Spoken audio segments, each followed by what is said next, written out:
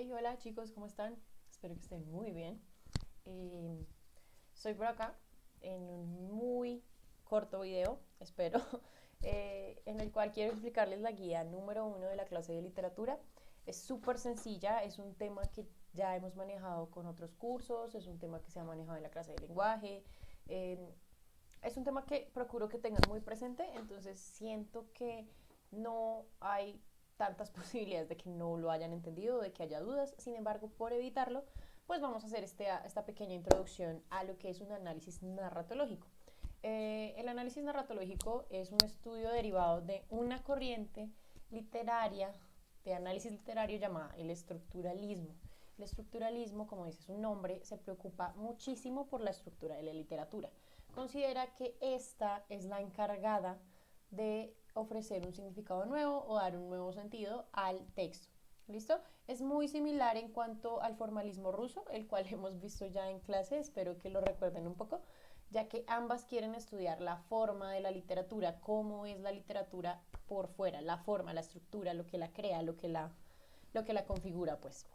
El análisis narratológico entonces busca estudiar los elementos estructurales del texto narrativo, como dice su nombre, porque considera que estos por sí solos cambian el significado del texto y aportan positivamente al libro, bien sea en el sentido estético, bien sea en el sentido semántico, bien sea en el sentido sintáctico, X, Y o Z. ¿Listo?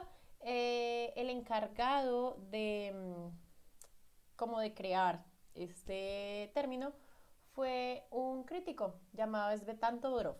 Él es muy importante en los estudios literarios y hace parte de las escuelas anteriormente mencionadas.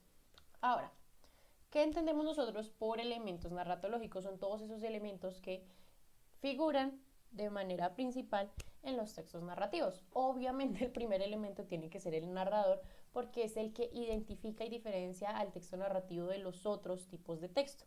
El narrador cumple un papel muy sencillo, es aquel que relata la historia, es el encargado de contarnos qué está pasando, de meter al lector dentro de la historia, de ofrecernos una perspectiva. Sin embargo, hay cosas a tener en cuenta y es que no todos los narradores son iguales. Hay varios tipos de narradores y se configuran a partir de la persona gramatical. Les recuerdo, la persona gramatical es primera persona, segunda persona, tercera persona. La primera persona singular es yo, la primera persona plural es nosotros, segunda persona singular tú, segunda persona plural vosotros o ustedes, tercera persona singular él, ella, tercera persona plural ellas o ellos. Entonces, a partir de cómo narra esta persona, puede que diga yo hice, yo leí, yo pensé, o puede que diga él hizo, él pensó, él leyó, cambia totalmente el sentido y por ende cambia el tipo de narrador. A su vez hay otros tres tipos de narrador según el papel que cumplen y según la perspectiva que tienen de la historia. ¿A qué me refiero? Hay narradores que lo saben todo, que no son necesariamente personajes, que no están ahí presentes, pero de alguna manera u otra conocen todo lo que está ocurriendo, tanto en el plano físico como en el plano mental. Son capaces de saber qué están pensando los diversos personajes, el protagonista, el antagonista, entienden qué está sucediendo en el contexto, en la sociedad. A este tipo de narrador le llamamos omnisciente. Como dice la palabra, es una persona que lo sabe todo.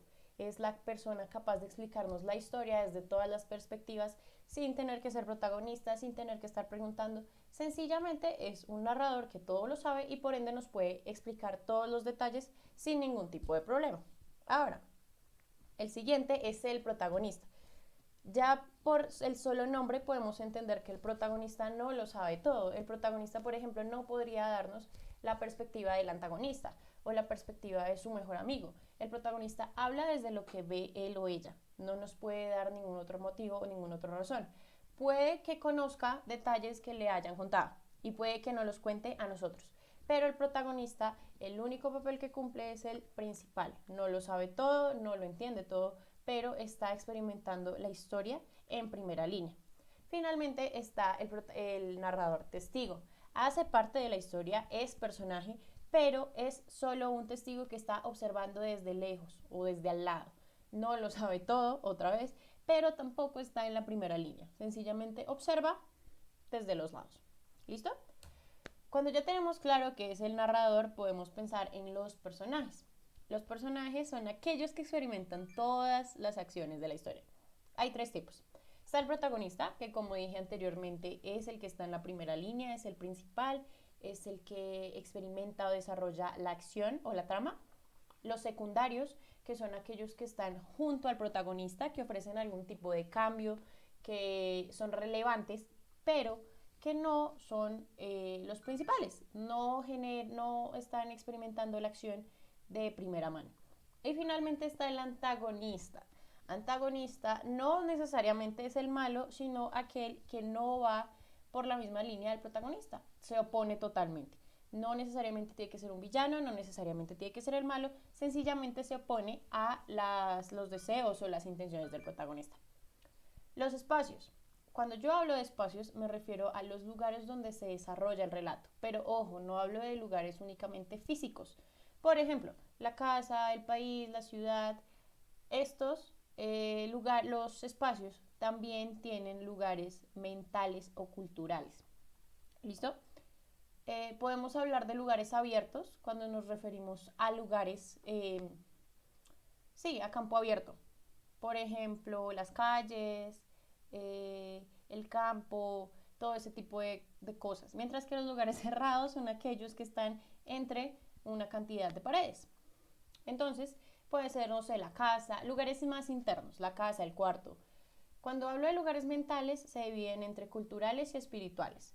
Sin embargo, puede ser un poco confuso. Por ahora nos vamos a quedar con los espirituales, que son aquellos que hacen referencia a la mentalidad del personaje. Si el personaje está hablando consigo mismo o está pensando o está recordando, suele ser un espacio espiritual donde él mismo reflexiona sobre sus recuerdos. Posteriormente está el tiempo. Todas las acciones responden a un orden temporal. Todas. Sin embargo, hay diferencias. La más general en tiempo narrativo es cuando es lineal.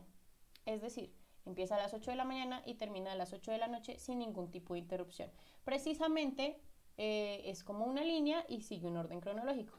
O puede ser in media res. In media res es una expresión latina que hace referencia a cuando algo no empieza en el inicio, sino en la mitad o en otro lugar menos convencional. Y a medida que va avanzando la historia, se devuelve, retrocede, vuelve al momento de inicio y de esa manera. Hay otro tiempo que es el gramatical, este es más sencillo, este todos los conocemos, que es pasado, presente y futuro. Este creo que es el más sencillo de identificar. Y finalmente tenemos la estructura, es el orden estructural de la historia. Aquí nos hace falta la estructura externa, que hace referencia a cuando está dividida en capítulos, en partes, y la estructura interna es el inicio, el nudo y el desenlace. Estos son los 5 elementos básicos del análisis narratológico, no es más. Cuando nosotros nos sentamos a realizar un análisis narratológico, debemos sentarnos a identificar estos elementos. Si seguimos las indicaciones, es extremadamente fácil. Lo que me interesa que hagan es, por ejemplo, en el narrador decirme quién es y de qué tipo es. Los personajes, cuál es el protagonista, cuáles son los secundarios, cuál puede ser el antagonista.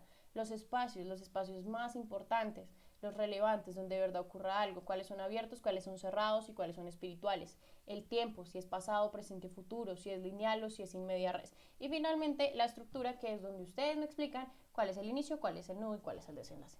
Como les dije, es un tema bastante sencillo, es un tema que ya hemos visto en varias ocasiones y que espero que con esto resuelva un poco las dudas. La actividad está completa, explicada en la guía.